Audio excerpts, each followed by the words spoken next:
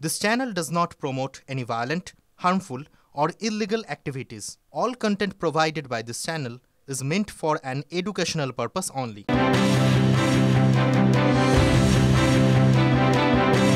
পুলিশে চাকরি দেওয়ার নামে লাখ লাখ টাকা হাতানোর অভিযোগ আমরা আগেও দেখেছি, কিন্তু এবারে পুলিশে পরীক্ষার নিয়োগের দিন সেদিন ভুয়ো একটা পরীক্ষা কেন্দ্র বানিয়ে সেখানে দেদার চলল পরীক্ষা নেওয়া, এবং সেই ঘটনা ঘটেছে বুদবুদে। যেমনটা জানা যাচ্ছে, ভুয়ো পরীক্ষা চলছিল দেবশালা পঞ্চায়েতের কলমডাঙ্গা গ্রামে। বাইরে দাঁড়িয়েছিল জলের গাড়িও। গোপন সূত্রে খবর পেয়ে হানা দেয় পুলিশ। প্রশ্নপত্র বিলির সময় হাতে নাতে পাকড়াও 10, 2টি গাড়ি এবং একটি জলের ট্যাঙ্ক আটক করেছে পুলিশ। চাকরি দেওয়ার নামে মাথা পিছু 12 লাখ টাকা হাতানোর অভিযোগ উঠছে। পুলিশের পরীক্ষা অবিলম্বে বাতিল করা হোক দাবি বিজেপির। একদম জঙ্গল ঘেরা জায়গা, দেখুন প্রচুর বাঁশ গাছের জঙ্গল। রাস্তা থেকে বেশ খানিকটা দূরে একটা ফুটবল গ্রাউন্ডে একটা অস্থায়ী মণ্ডপ রয়েছে, এখানে প্যান্ডেল করা হয়েছে, কাপড় দিয়ে ঘেরা ছিল। গভীর রাতে এখানেই চলছিল যে পুলিশের নিয়োগের যে প্রক্রিয়া, সেই প্রক্রিয়া এখানে চলছিল। কিভাবে এই জঙ্গল ঘেরা জেলায় প্রক্রিয়া চলছিল সে নিয়ে প্রশ্ন উঠেছে। ইতিমধ্যেই বর্ধমান থেকে পুলিশের একটি দল এসে এখানে হানা দেয় এবং এখান থেকে 7 জনকে পুলিশ গ্রেপ্তার করে।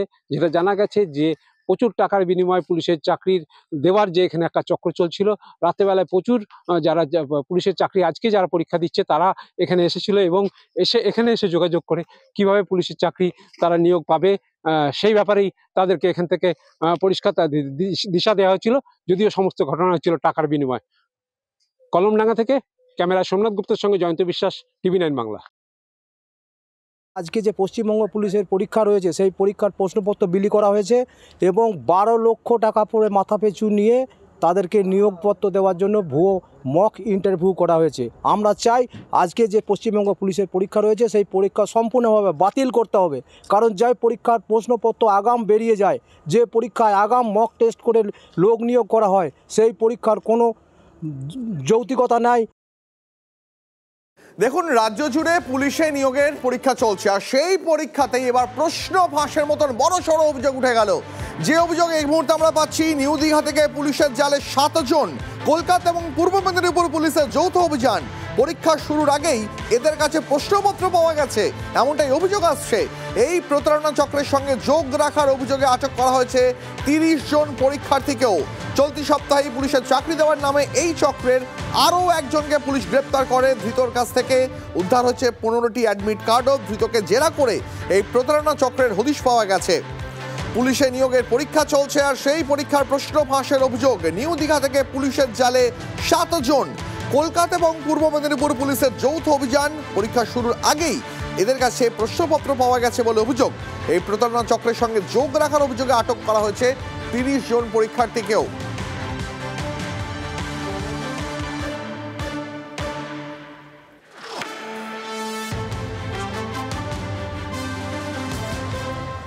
পুলিশ নিয়োগ পরীক্ষায় প্রশ্ন ফাঁসের অভিযোগ। নিউ দীঘা থেকে পুলিশের জালে 7 জন। কলকাতা এবং পূর্ব মেদিনীপুর পুলিশের যৌথ অভিযান। পরীক্ষা শুরু হওয়ার আগেই এদের কাছে প্রশ্নপত্র পাওয়া গেছে, এমনটাই অভিযোগ। এই প্রতারণা চক্রের সঙ্গে যোগাযোগ রাখার অভিযোগে আটক করা হয়েছে 30 জন পরীক্ষার্থীকেও। পুলিশের নিয়োগ পরীক্ষা হলো, কিন্তু চাকরি হবে না, এবার এই দাবি করলেন শুভেন্দু অধিকারী। বলছেন ফেব্রুয়ারি প্রথম সপ্তাহে মৌখিক পরীক্ষা হবে, ফেব্রুয়ারি দ্বিতীয় সপ্তাহে ভোটের দিন ঘোষণা করা হবে। ফর্ম বিক্রি করে টাকা তুলে গাজর ঝুলিয়ে দিল, মোটেও চাকরি হবে না। এবার মন্তব্য বিরোধী দলনেতা শুভেন্দু অধিকারীর। পুলিশের পরীক্ষা হচ্ছে, একটা চাকরি হবে না এমন করে হিসাব করে বলেছে ফেব্রুয়ারি মাসের প্রথম সপ্তাহে মৌখিক পরীক্ষা হবে, ফেব্রুয়ারি মাসের দ্বিতীয় সপ্তাহে ভোটের ডেট ঘোষণা হবে। সবকে পরীক্ষায় বসিয়ে রেখে গাজর ঝুলিয়ে দিল। হ্যাঁ, টাকাটাও তুলবে, গাজর ঝুলানো, গাজরটা দেখতে থাকবে। তেহট্ট পলাশীপাড়ার কয়েকটি পরীক্ষা কেন্দ্র, মানে পুলিশে নিয়োগের পরীক্ষা চলছিল এবং সেখানে মোবাইল ফোন সমেত 5 জনকে আটক করা হচ্ছে। তেহট্ট এবং পলাশীপাড়ার কয়েকটি কেন্দ্রে পুলিশ হানা দেয়। মোবাইল এবং বেশ কিছু ডিভাইস দিয়ে পরীক্ষায় টোকাটুকি করার সময় পুলিশের জালে 1 জন। বাইরে থেকে এদের সাহায্য করার অভিযোগও উঠছে এবং সেই অভিযোগে আরও একজনকে আটক করা হয়েছে। উত্তরবঙ্গে কনস্টেবল রিক্রুটমেন্ট এক্সাম ছিল এবং পুলিশ খুব তৎপর ছিল, খুব সিরিয়াসলি ডিউটি করছিল। তো আমরা ফ্রিস্কিংয়ের সময় তেহট্ট থানা আন্ডারে Betai high school, Tehatta high school আর জিতপুর হাই স্কুলে আমরা দুজন করে টোটাল 6 জনকে ম্যাল প্র্যাকটিস করার সময় আমরা ধরি। এছাড়া পলাশিপাড়া পিএসএ আন্ডারে আপনার নেতাজি হাই স্কুলে একজনকে মোবাইল সমেত আমরা ভেতরে ধরি এবং তাকে অ্যাসিস্ট করার জন্য বাইরে থেকে একজনকে ডিটেইন করি। টোটাল 6 জনকে আমরা আটক করতে পেরেছি। আর ছোট মোবাইল ফোন আমরা ইউজ করছিল ওরা, এবং আমরা ওদের কাছ থেকে এটিএম কার্ডের মতো দেখতে অনেকটা রেপ্লিকা টাইপের, সেগুলো আমরা মোবাইল ডিভাইসই অ্যাকচুয়ালি ওগুলো আমরা উদ্ধার করেছি। আর এবারে এই পুলিশের পরীক্ষার প্রশ্ন পরীক্ষার্থীদের মধ্যে ফাঁস করে দেওয়ার অভিযোগ উঠছে। সেই অভিযোগে এক সিভিক ভলান্টিয়ার, তাকে গ্রেফতার করা হয়েছে। গণেশ বাছার নামে ওই সিভিক ভলান্টিয়ারকে গ্রেফতার করেছে বসিরহাট থানার পুলিশ। সূত্র মারফত খবর পেয়ে কয়েকজন পরীক্ষার্থীকে জিজ্ঞাসাবাদ করে পুলিশ। তাদের জিজ্ঞাসাবাদ করে সিভিক ভলান্টিয়ারের খোঁজ পায় পুলিশ। এরপর পুলিশ গণেশ বাছারকে রাতেই গ্রেফতার করে। অভিযুক্তকে জেরা করছে বসিরহাট থানার পুলিশ।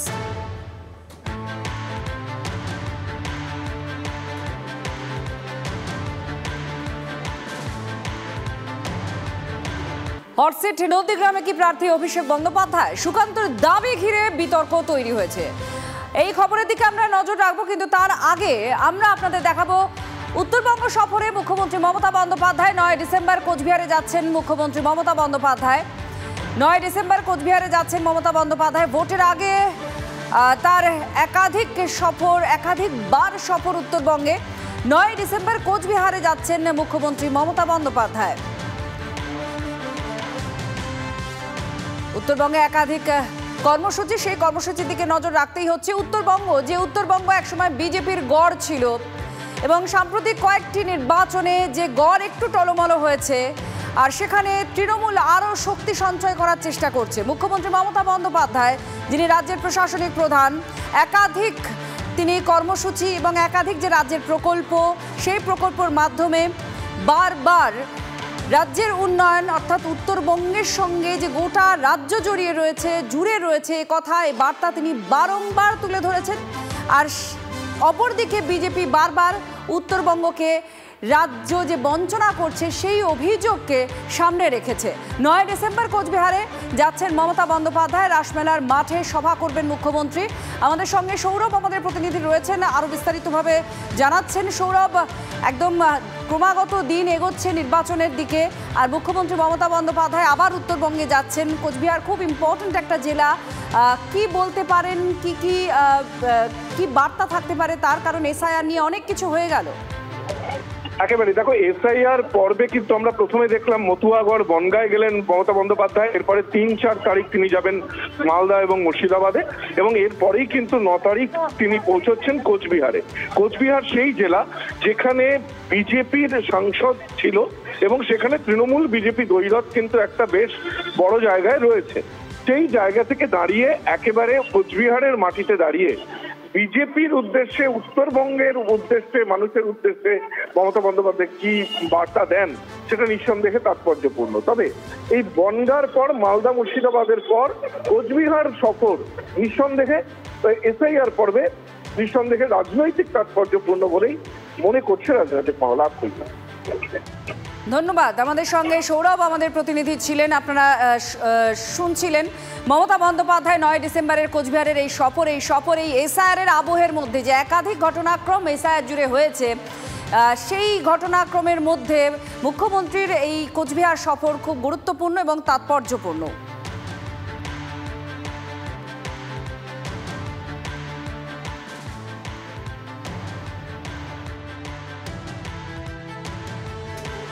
দেখুন, আসন্ন বিধানসভা নির্বাচন, আর এই বিধানসভা নির্বাচনে সবসময় একটা হট সিটের দিকে প্রত্যেকের নজর থাকে। সেটা কোনটা? সেটা হচ্ছে নন্দীগ্রাম। এবং এই নন্দীগ্রামে হট সিট, নন্দীগ্রামে প্রার্থী কি হতে চলেছেন অভিষেক? সুকান্তর দাবি ঘিরে একটা নয়া বিতর্ক শুরু হয়েছে। নন্দীগ্রাম থেকেই ভোটে দাঁড়াবেন অভিষেক, সে কারণেই পছন্দের পুলিশ অফিসারদের নন্দীগ্রামে বদলি দাবি কেন্দ্রীয় প্রতিমন্ত্রীর। নন্দীগ্রামে দাঁড়ালেও কেউ ভোট দেবে না, আগেই বলেন। আমার কাছে যা খবর, অভিষেক বন্দ্যোপাধ্যায় এবার তৃণমূল কংগ্রেসের তরফ থেকে নন্দীগ্রামে বিধানসভায় দাঁড়াবে, সেই জন্য নিজের পোঁধরা অফিসারদেরকে ওই জেলাতে ট্রান্সফার করা হচ্ছে। ওনার উপমুখ্যমন্ত্রী হওয়ার খুব শখ, সেই উপমুখ্যমন্ত্রী হবার জন্য উনি নন্দীগ্রামে বিধানসভায় দাঁড়াবেন বলে আমার কাছে খবর আছে, বিশ্বস্ত।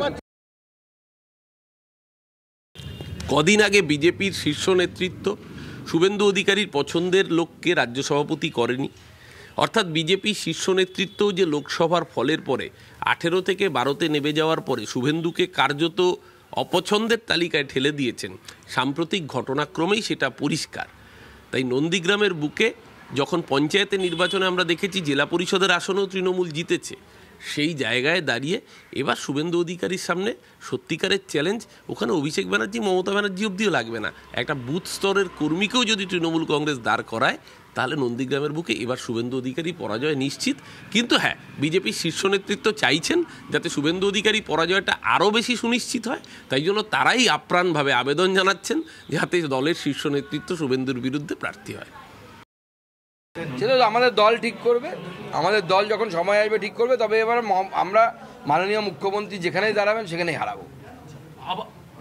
জায়গা চেঞ্জ করেন, মানে ভবানীপুর ছেড়ে অন্য কোথাও যান, যে আসুন না, সেখানে লোক দাঁড় করাবো। হ্যাঁ, এখন যদি ফলতাতে গেলেও হারিয়ে দেওয়া যাবে। এখন যদি এমন জায়গায় যায়, রাহুল গান্ধী যেরকম কেরলে পালিয়েছেন যে গিয়ে, যেখানে লুঙ্গি বাহিনী বেশি আছে, তাহলে হয়তো জিতে যাবেন বাই চান্স।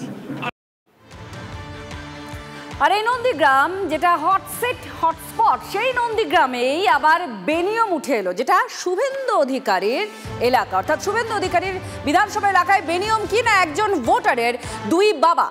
বেনিয়মের অভিযোগ, শুভেন্দু অধিকারী বিধানসভা কেন্দ্রে নন্দীগ্রাম বিধানসভা দাউদপুর আর কেন্দামারি পঞ্চায়েত এলাকার ভোটার শেখ জুলফিকার একটা বুথের তালিকায় বাবার জায়গায় তার কাকা শেখ মফিজুল ইসলামের নাম, আর অন্যটিতে আবার তার শ্বশুর শেখ এনামুল হোসেনের নাম। বিডিও অফিসে অভিযোগ দেয় জুলফিকারের কাকা এবং স্থানীয় বিজেপি বিএলএ। ওর তো নিজস্ব বাবা আছে, তার নাম শেখ মনিরুল ইসলাম, তো তাকে বাদ দিয়ে আমাকে বাবা কেন করলো? কি উদ্দেশ্য? তাহলে ওর একমাত্র উদ্দেশ্য হচ্ছে আমার সম্পত্তি হাতিয়ে নেওয়ার, ছেলে বলে দাবি করবে। আপনার ছেলে নেই? না, আমার ছেলে নেই। অভিযোগ হচ্ছে আমার 193 নম্বর বুথ দাউদপুর নয়নানে যে স্থায়ী বাসিন্দা শেখ জুলফিকার, ও কি করেছে, নিজের চাচাকে পিতা বানিয়ে এখানে ভোটার কার্ড করেছে। এই একই ব্যক্তি কেন্দামারি অঞ্চল 216 নম্বর বুথে সেখানে শ্বশুরকে পিতা বানিয়ে ফর্ম ফিল আপ করে সেখানেও ডাউনলোড করেছে। সরকারি বিএলওকে জানালাম, জানার পরে উনি কর্ণপাত করলেন না। শাসক দলের মদতে উনি কি করলেন, তার ফর্মটা ডাউনলোড করেছেন। পুরো একবারে শাসক দল তৃণমূল কংগ্রেসের সঙ্গে লিপ্ত হয়ে একবারে ভুয়ো ভোটার রাখার জন্য উনি উঠে পড়ে লেগেছেন। সে বলছে ভোটার তালিকা স্থানান্তরের সময় ভুল হয়ে গিয়েছে। জন্মসূত্রে আমি নয়নান গ্রাম নিবাসী, নয়নানে বড় হওয়া, পড়াশুনো সমস্ত কিছু নয়নান থেকে। বিবাহ সূত্রে আমি গোবিন্দপুরে বিয়ে করি, সেখান থেকে আমি ভোট ট্রান্সফার করি গোবিন্দপুরে। নির্বাচন কমিশনের কোনো সাইডের গণ্ডগোলের জন্য এখানে বাবার নামের জায়গায় শ্বশুরের নাম উঠেছে, কিন্তু সেখানে সেই জায়গায় যে আমার নাম আছে আমি জানতাম না। কোন জায়গায়? নয়নানে যে আমার নাম আছে আমি জানতাম না। এখন এসআইআরের পরে যখন আমার ওখান থেকে যখন খবর পাই যে এখানেও আমার ফর্ম এসেছে, ওখানেও ফর্ম আছে, আমি যেহেতু সেখানে আমার বাসস্থান, বাবার নামে সমস্ত সেখানে সব কিছু, সেই জন্য সেখানে আমি ফর্ম পুরো করেছি। এখানে বিডিও অফিসে বিডিও সাহেব আমাকে তলব করেছিল, আমি গিয়ে বিডিও সাহেবের কাছে সমস্ত ডকুমেন্টস দিয়ে এখানে ডিনাই করে দিয়েছি এখানে কারো ফর্মটা। আর এই ঘটনা নিয়ে বিজেপি তৃণমূলের দিকে দায় ঠেলছে, বলছে তৃণমূলেই এই ভুয়ো ভোটার তৈরি করেছে। আর তৃণমূল বলছে নির্বাচন কমিশন তারাই দায়ী। এটা হয়তো তাদের ব্যক্তিগত কিছু বিষয় থাকতে পারে, কিন্তু এটা যাদের দেখার বিষয়, নির্বাচন কমিশনার আধিকারিকদের উপর ভরসা করে, সেই আধিকারিকরা তৃণমূল কংগ্রেসের সরকারের উপর তারা অধীনে চলে। সেই তৃণমূল কংগ্রেস সরকার আধিকারিকদের নীরব দর্শক থেকে ভোট বৈতরণী পার হওয়ার জন্য শুধুমাত্র ভুয়ো ভোটারদের এরকম রাজ্যের সর্বত্র এরকম পুষে রেখেছে। প্রক্রিয়াতে যদি কোনো ত্রুটি কিংবা ভুল ভ্রান্তি আমাদের চোখে আসে, তার পুরো দায় কিন্তু কেন্দ্রীয় নির্বাচনের উপরেই বর্তায়। এখানে একেবারে বুথ স্তরে যারা বুথ লেভেল অফিসার রয়েছেন, বিএলও, তারা কিন্তু নির্বাচন কমিশনেরই স্টাফ।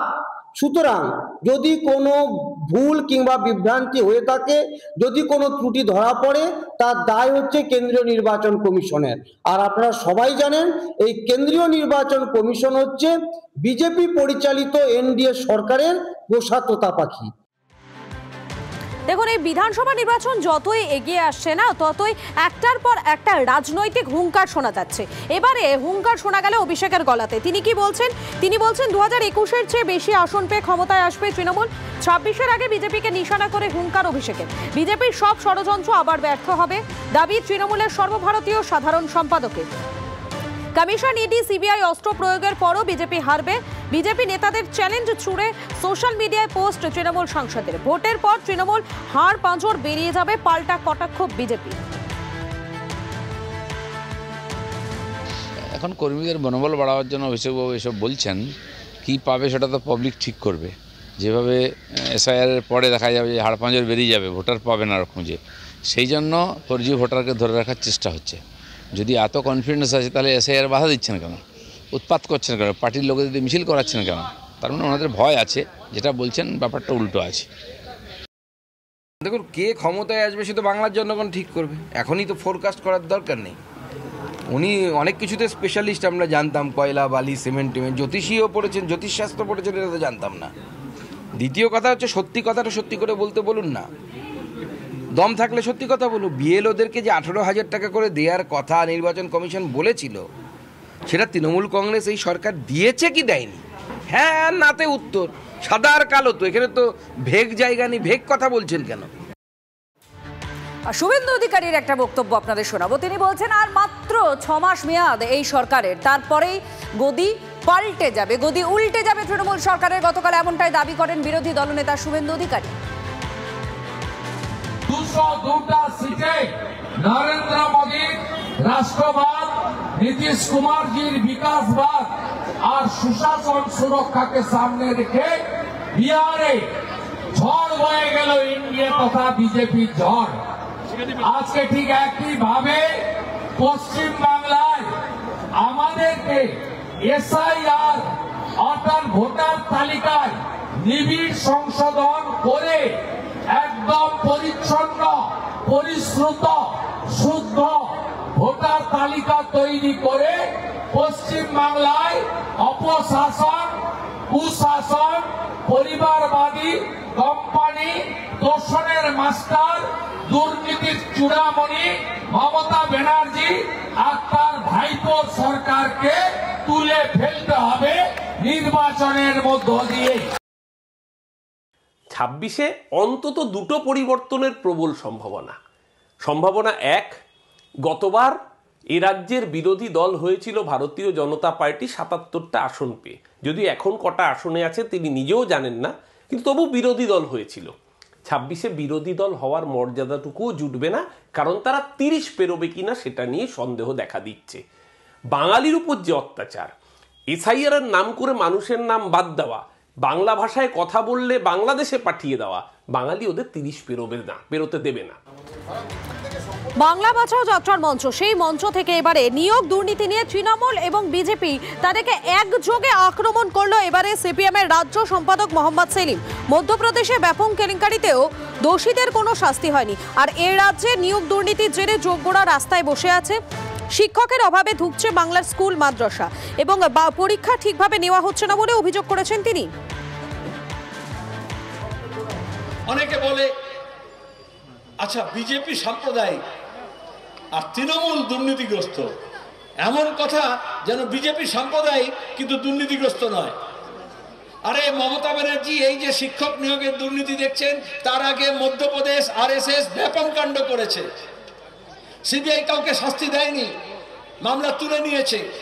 100 জন মানুষ, অভিযোগকারী, সাক্ষী, তদন্তকারী, সাংবাদিক যারা খবর করেছে তারা খুন হয়েছে বিজেপি আরএসএস এর হাতে মধ্যপ্রদেশে।